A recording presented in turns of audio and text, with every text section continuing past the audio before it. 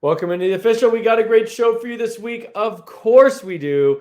We're going to be looking at uh, the updates from what's going on in the high school scene. So, we've been doing this periodically every 2 to 3 weeks during the season, keeping you up to speed. What's going on? Who is rising? Who's falling? Who's living up to expectation? Who's not living up to expectations? Who's injured? Maybe sometimes production is taking a hit because of injury, and all of that coming up this week on our show. We got the whole team here. Without further ado, this is the official.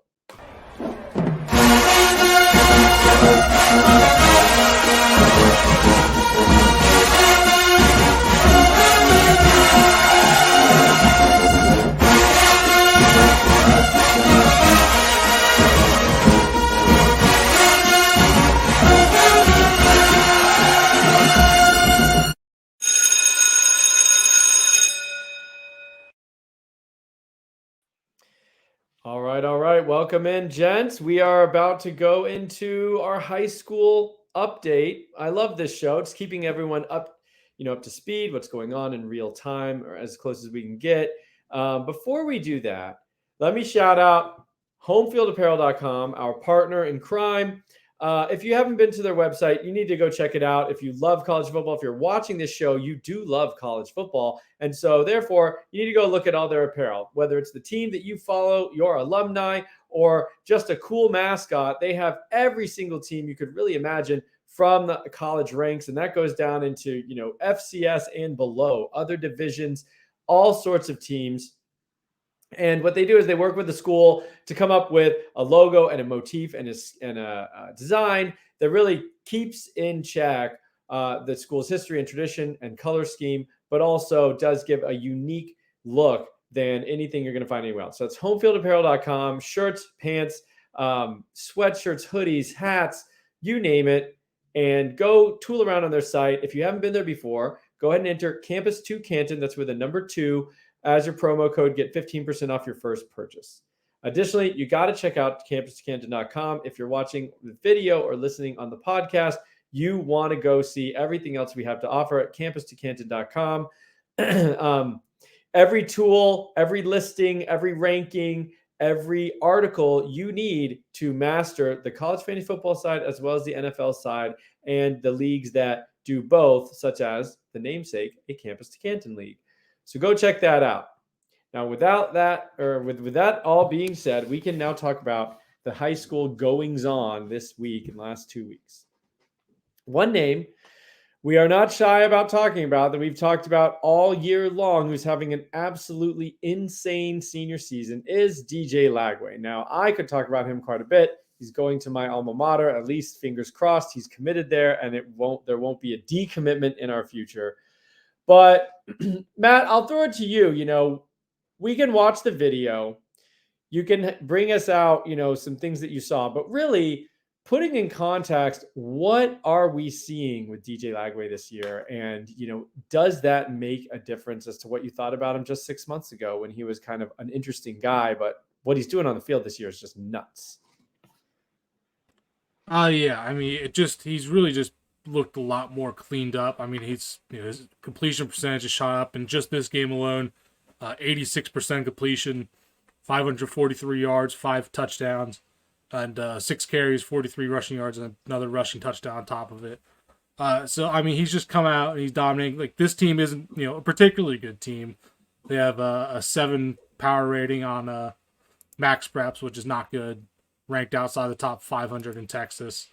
And, a lot of this competition is kind of near that area. But, I mean, you can't knock him for it, really.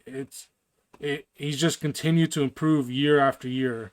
I just pulled it up now. He's actually a flat 10% increase in his completion percentage. Last year, 67%, and this year, 77%.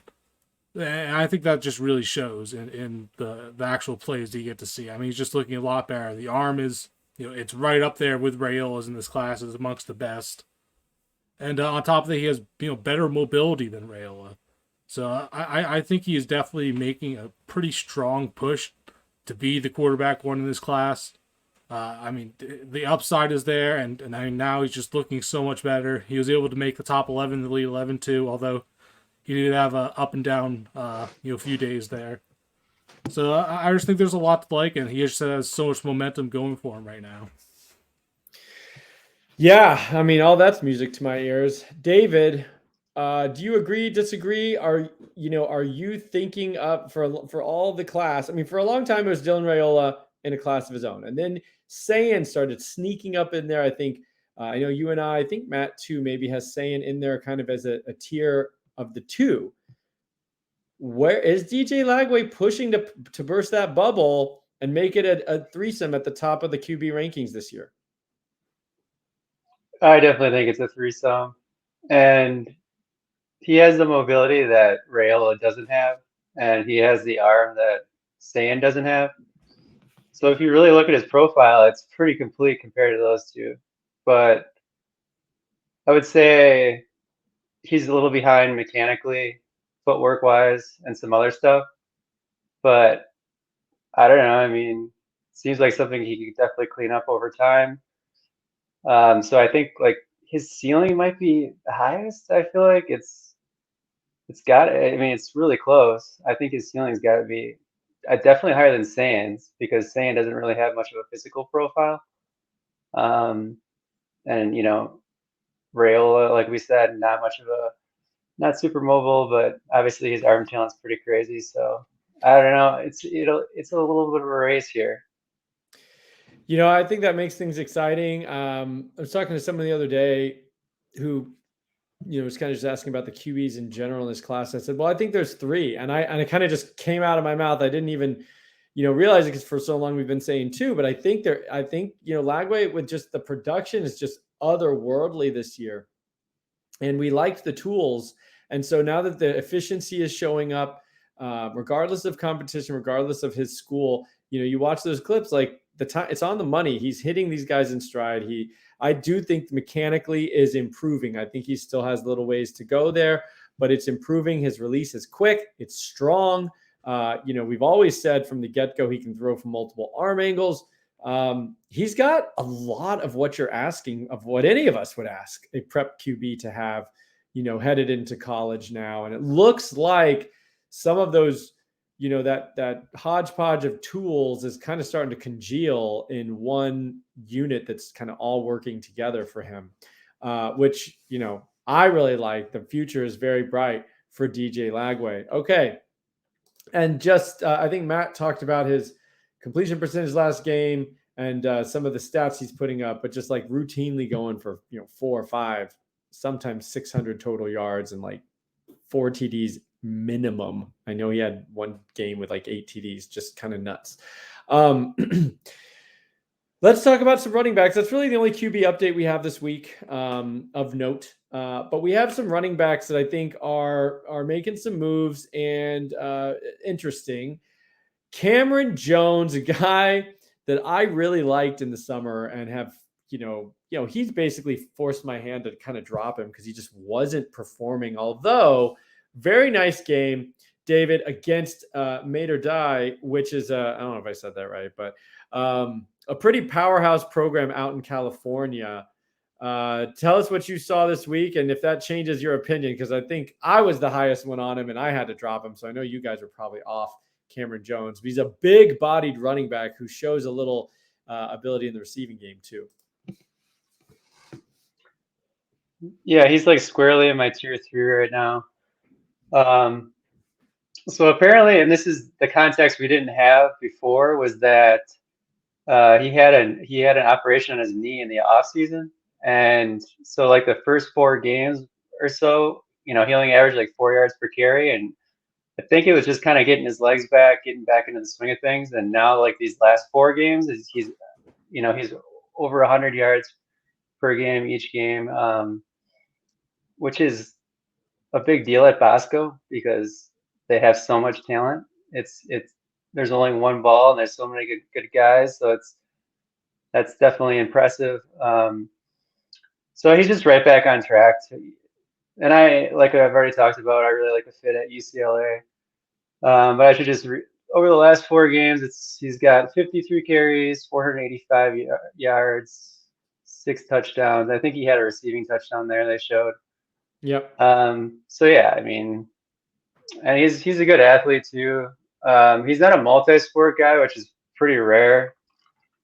So that kind of drags down his athlete score, but he's in the 65th percentile, and he's just an absolute unit. So Yeah, um, 230 or 240, something like that. I mean, just absolutely massive. I think in our, like you said, going to UCLA, I think in our perfect world, he is a Zach Charbonnet level, type guy, which would be fantastic for college fantasy. And, he did get drafted. He's not doing much in his first year in the NFL, but he got drafted in the second round. So we would not sneeze at that at all if that's kind of his, what is in the future for Cameron Jones there out in UCLA. Matt, Johan Cardenas, a guy we've all liked for quite a while, kind of continuing to work his way back from injury, but has really looked great since coming back. And tell us now what you're seeing with Johan Cardenas. An update here. We keep getting good news for him and going to Vanderbilt, at least right now. But if he keeps performing, who knows if he gets a new offer sometime between now and December. Yeah, I mean, we were a bit worried the first, couple weeks of the season when, we didn't see anything about him playing. And then when he came back, he still had the brace on his, on his knee that he tore his ACL on late last season. And he's really just, been a rocket out of the gates. 91 carries, 909 rushing yards, and 10 touchdowns in 5 games. That's extremely good. There's a play on here that I think we got him at 21.2 miles per hour, fresh off an ACL, higher than his previous max. It's like 3 or 4 one-handers actually in his highlight reel so far, which is pretty impressive. Much better hands and much better receiver than I think most would expect. And actually, I just love the Vanderbilt spot. Really, I think you can just go in there and start day one even over Cedric Alexander, or I believe has Alexander being the bulk of the carries. It doesn't. Either way, I think he can come in and be the guy there. And yeah, it's just good to see him coming off of that 97th percentile athlete in our database. I believe that's the highest running back score currently. So I just think there's a lot to like there, especially as a CFF asset to his day 2 upside, I believe. Yeah, so Alexander's getting kind of it's really Alexander and this guy Patrick Smith, who I'm not too familiar with. Looks like he's a junior. And then Cedric Alexander, neither one of them very efficient, both around 4 yards per carry. Cedric Alexander.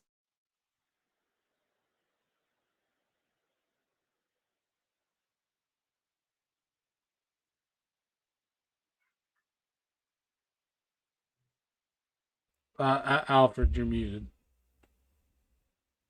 That's weird. How long was I muted for? The whole time?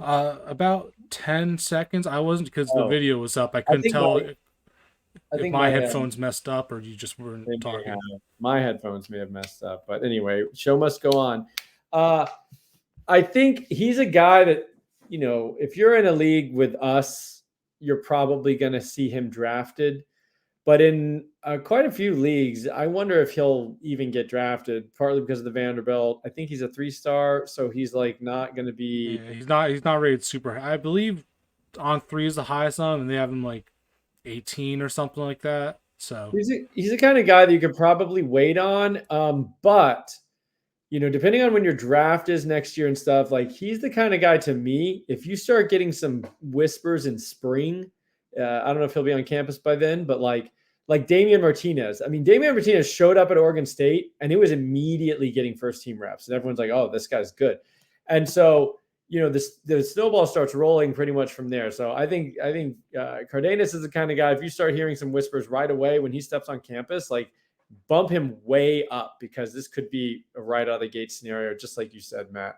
All right. I want to talk about James Peoples. I mean, I'll throw it to you, David, as the tape is rolling, but James Peoples is a guy I've been thinking about quite a bit in this running back class. And, he's back from an injury now, looking good. And I think I've changed a little bit on my original thoughts, but David, what are you seeing here? Back from injury, looking good right away.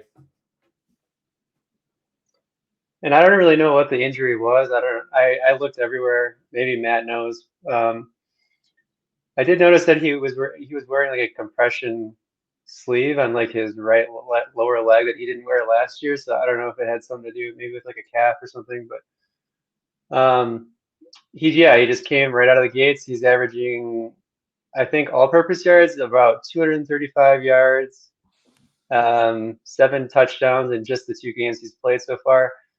I should mention that while he does play in Texas, the competition isn't really that good. I think it's 5A, but like his SOS last year was like, I think 2 or something.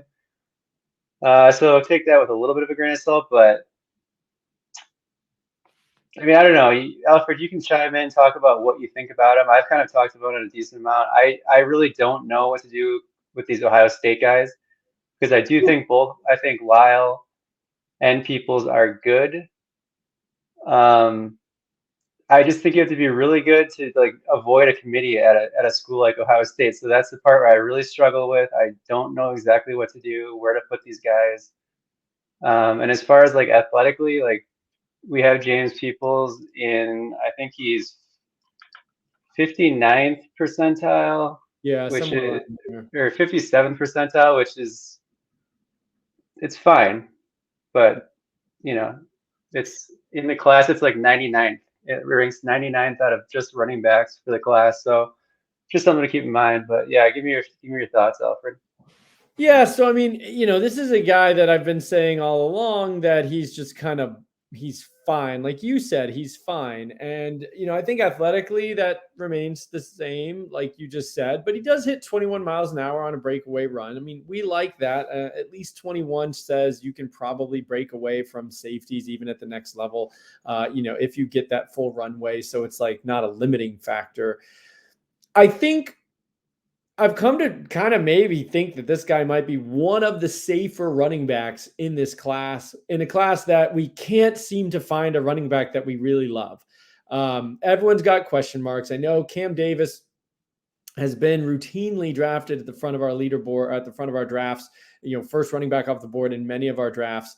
And he plays like Wildcat QB. I mean, we haven't seen him catch the ball at all. We haven't seen him like line up, behind the line of scrimmage, really have to read blocks. I mean, I think, he's a good athlete. We like what he can do with the ball in his hand, but I think there's some questions there, some risk. Will he transition to be a full-blown tailback?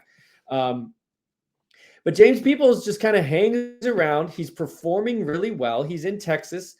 We like that, for these prospects, because even if the talent, quote unquote, is not super elite, it's still Texas high school football. They take it incredibly serious. I think they're prepared. I think their mentality translates pretty well to the next level for most of these guys, just because they treat Friday nights in Texas like they're going to need to treat Saturdays in college.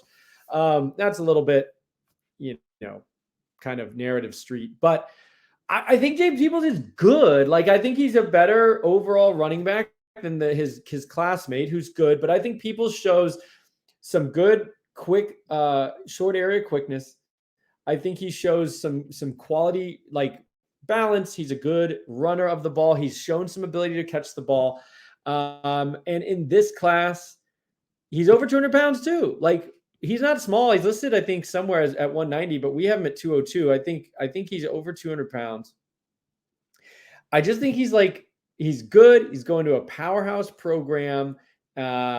The only question is if he's just flat out not good enough to get carries or never commands, a full workload at Ohio State, that could limit him. But he's going to have opportunity, and he's going to a good program that's going to beef him up and get him ready to play at the next level.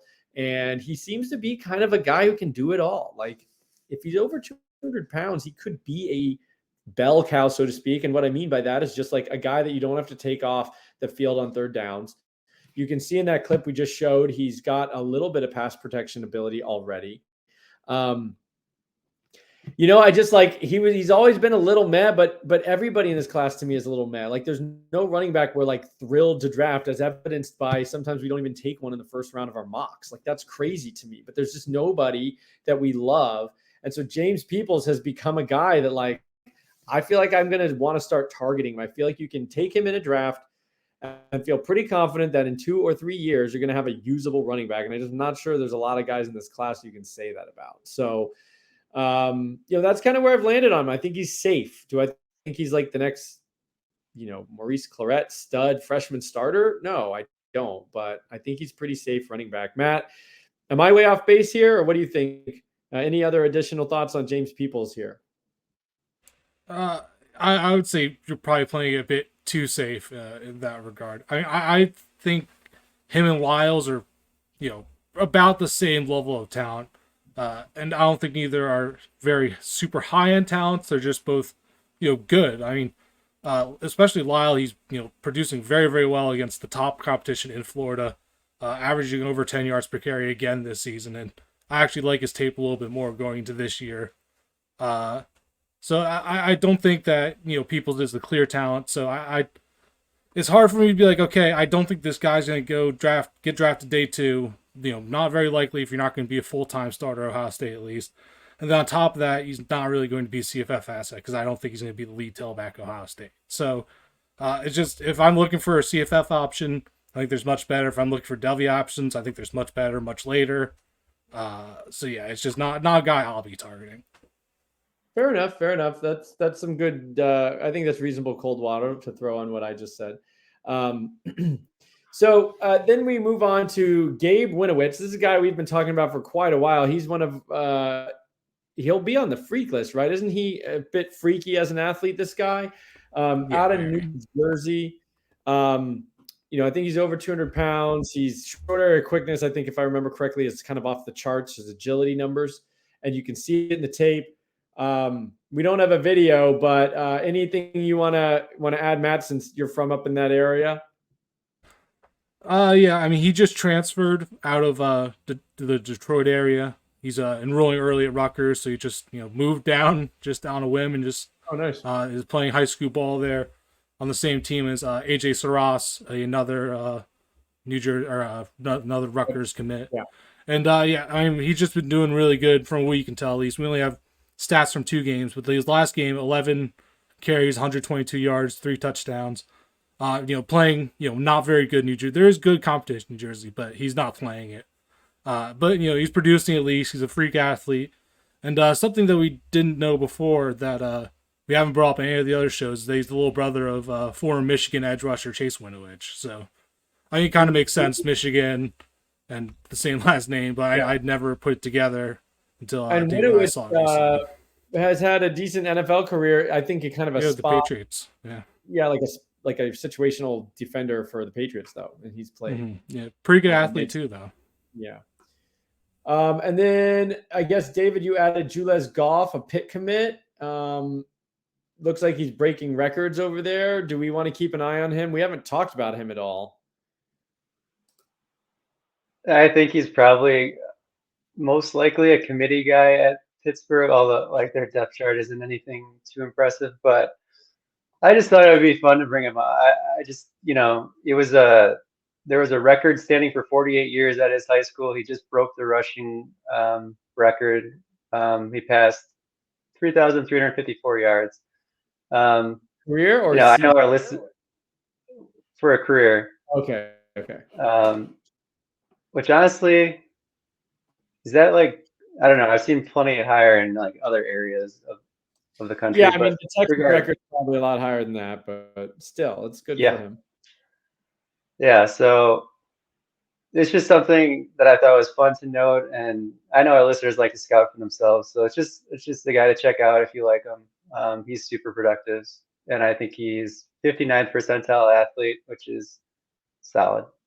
That's good enough. That'll get you in the conversation. All right, Jules Goff going to Pittsburgh, and we know they like to run the ball.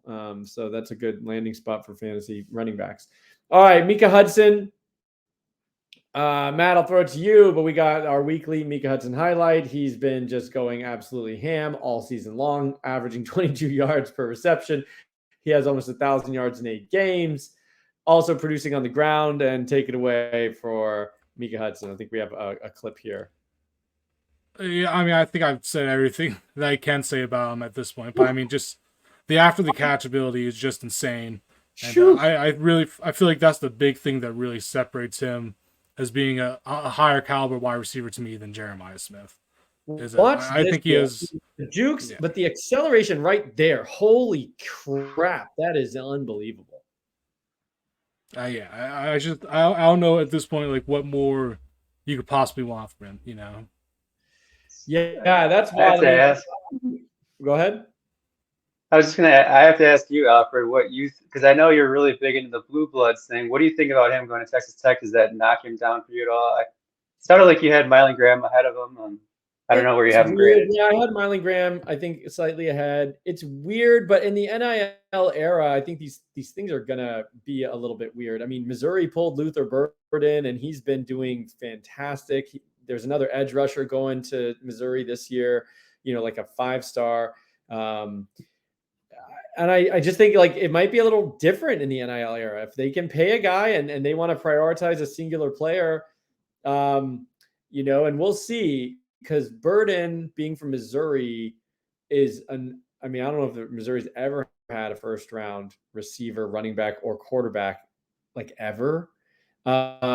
But he's producing. He looks great. He was a great recruit. He should test well. I mean, all those things are still going to be in play. So, we'll see. But I'm not going to knock it quite so much. We love the player. There's no smoke around it. It's not like he was committed somewhere else, I don't think, and they got pushed out or something, which is always something I look for as well. Like, where they committed to, Ohio State, and then like there's whispers that like they actually got pushed out of the class and wound up at Kentucky or something like that. So as long as there's nothing like that, I think he was legitimately recruited by everybody else. He just chose to go to Texas Tech. Yeah, I think So, his dad played football there. okay, there's another reasonable thing. My biggest fear is when you've got this guy that everyone thinks is a total stud, and he goes somewhere and like weird, unusual, and then the reason is like, well, was he did other teams back off? We never quite know the story, but that's always my assumption, because I always have a hard time believing when Georgia, Oklahoma, Bama, and Ohio State are knocking, and USC are knocking down your door, that you want to go to Texas Tech. But in the NIL era, I do think that could be something we see differently. And then we've got Jonathan Paylor. He's kind of a do-it-all guy going to remind me again, UNC, right? Or NC State? NC State. NC State doing his thing, catching 23 for 404. That's quite a lot, 17 yards per reception. It's rushing. He that's plays. right. Yeah, that's right. He's like a slot playing a lot of running back.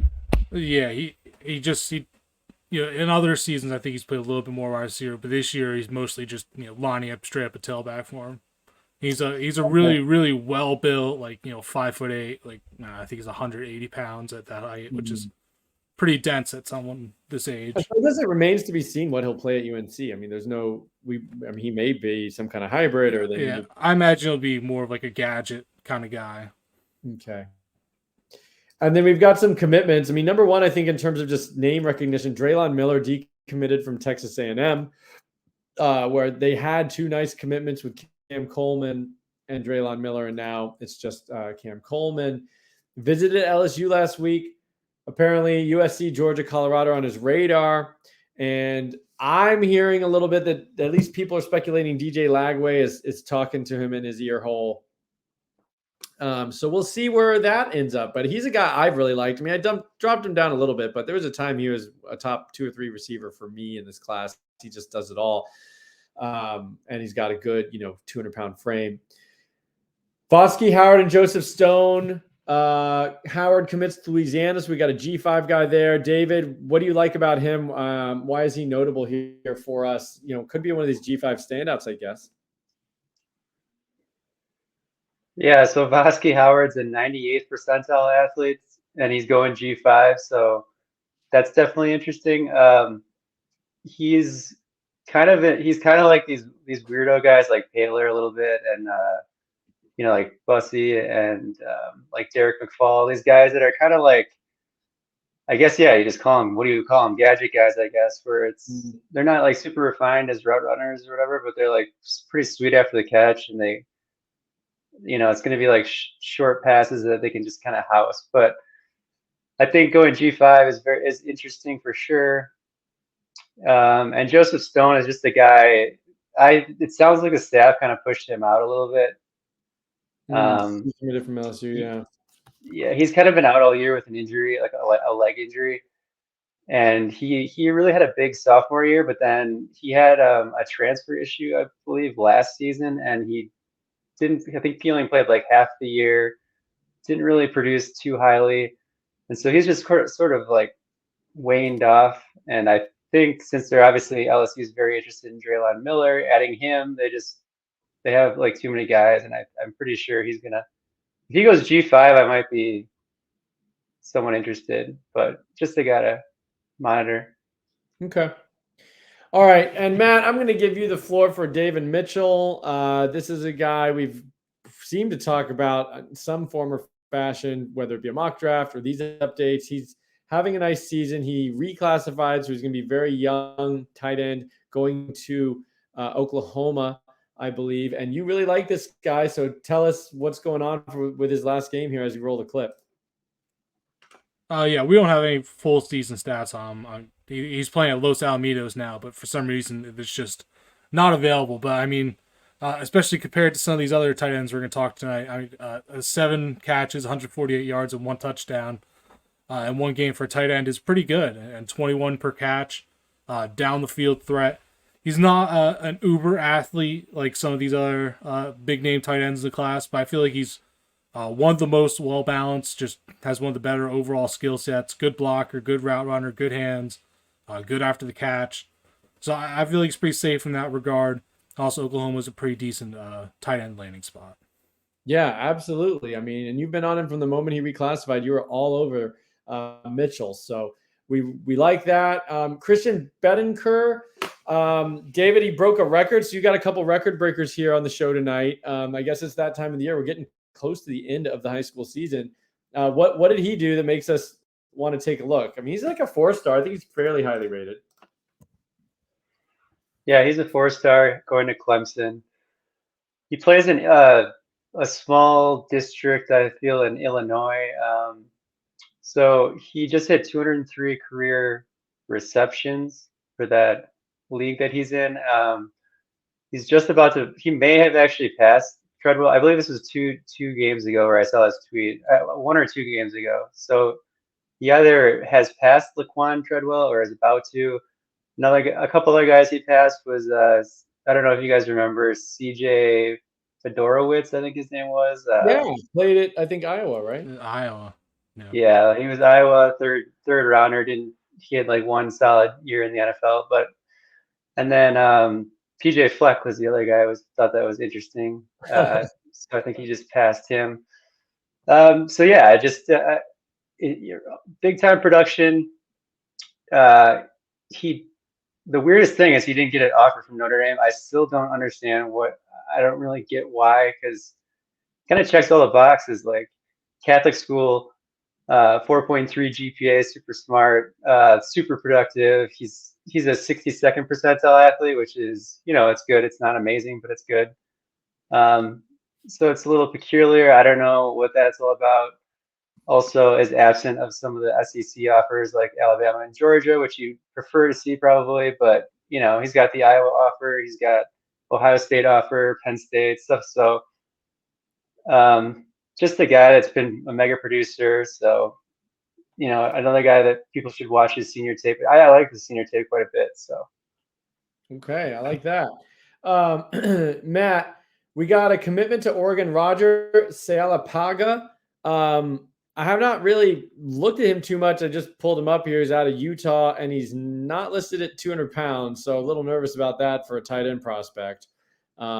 Anything here about him going to Oregon? Who, Terrence, what's his name? Terrence Ferguson. Ferguson's been okay. Not this year. He was a little bit better last year. He's kind of. He just got hurt last game too. It's unfortunate. Yeah. So anyway, he's got a future here. I mean, I don't like him more than oh man, who was the tight end last class? I'm blanking on him for Oregon. Sadiq. Kenyon Sadiq, yeah. Oh, Sadiq, yeah. Yeah, I do prefer Sadiq more, over him, but Sally Piaga has like really, really good ball skills. I think that was a really big standout in his film. He's got very good length. He's just mossing people out there. Probably not the best tester. I don't think we have any numbers on him, but I wasn't able to get a mile per hour on him. He just doesn't really look the part there on tape. And he's just got a ton of weight to add. I'd almost wish he would just stay a wide receiver at this point, because if he's already not a tester, adding 30, 40 pounds more onto that frame, it's I imagine it might be a difficult transition for him. Fair enough. Fair enough. And we got two big names. We haven't really been very negative on this show, but there are two big names that just, kind of aren't doing it right now. Guys that we've drafted in our mock drafts, we've been excited about them. Jaden Riddell and Landon Thomas both not really doing what we'd love to see. Through 5 games, Riddell 18, 258, and 3, and Thomas 19, 252, and 2 through 6 games. So these guys are like looking at, 50 yards a game. They're not really dominating. David, we've thought this was such a great tight end class all year long. Been drafting, 5, 6 tight ends in 4 rounds in our mocks. What's going on here? We have any explanation or any concerns? I don't know exactly what's going on with. I'm speculating that Riddell is dealing with an injury. Because he didn't register any stats 2 games ago, and then last game he had 2 carries for 2 yards, and that's it. I did find a highlight from 3 games ago where he jumped up, caught this ball, and like landed really hard on his shoulder, and he got up pretty gingerly. So maybe he's playing through an injury. So or he's just all of a sudden he sucks. I really don't know, but. That does seem less likely. I mean, to be honest, that's seems less likely. These guys just all of a sudden suck one week, for no reason. But I mean, he's 95th percentile athlete in our database. I think he's in tier 2 for me. Even though he's not producing like we'd like to see, I just don't see him really moving down all the way to tier 3. So it's not really worth talking about too much, even though I just did. Landon Thomas, he like Nye Carr is like the super producer on that team right now. He's getting all the hype on that team. I've just cooled on him. I think the services have cooled on him, and that's like one thing you don't want to see for a senior. mm-hmm. Someone looked at that at one point. I can't remember who it was, but it's a pretty bad sign if your ranking starts to drift off throughout the process. But he's just kind of like he's a 10th percentile athlete. Some of those testing numbers are probably pretty old. Like the agility numbers are so bad. It's just, I don't know. It doesn't really make sense to me. Like I think his 3-cone was like 8.9 or something, which is just like would be like the worst of all time. Yeah. So you kind of got to take that out a little bit. He's not that bad of an athlete, but I think he's kind of mediocre in that regard. Like he's like a 6'6" wingspan. That's just like 35th percentile. It's just, I don't know, size, athleticism, production. It's all sort of middle of the pack, but I urge everyone to go watch his tape. If you love his tape, then that's what matters most. So that's kind of what it comes down to. Matt, I'll give you the last word here. Any concerns with the tight end class with some of these guys not doing as much? And we've been touting this as like such a deep, great tight end draft for fantasy. Yeah, I mean, I would agree with pretty much everything David said there. The class, has definitely fallen a good bit for me. Riddell was a tier 1 tight end for me at one point. That is, not the case anymore, especially after seeing these numbers the other day. So I definitely think there's concern, especially heading into such a crowded Georgia tight end room, where he will be by far the highest, best athlete in that room still. So he will have that advantage there. But, it's definitely concerning just seeing him not produce. I mean, he's playing it, it's good competition in Missouri, but he still should just be, totally just out athleting all of these guys. And Landon Thomas, I've kind of been souring on for a little bit now. Like David said, I think especially at tight end, you really need that higher end athleticism to, be a high end draft pick at the position. So, even with the outdated numbers, it's going to be hard for him to make that, high enough jump for him to really be, in a good enough category. Okay. I think that's all pretty reasonable. I agree with you on, I think tight end and running back are the two spots that, like, athleticism really matters, especially when we're projecting all the way to the next level. Okay. That is our update. A lot of good nuggets in here. But this class in general continues to be a little bit weak. We've got some receivers we really like. Quarterback all of a sudden looks a little bit better. I mean, we have 3 pretty good looking QBs. That's about as much as you can ask from any given class. But running back and now tight end starting to kind of go the wrong way for us. But there will be gems. There will be gems, that we can't even foresee right now. So we'll keep doing it, and we'll see you guys next week. This has been The Official. Thanks, guys.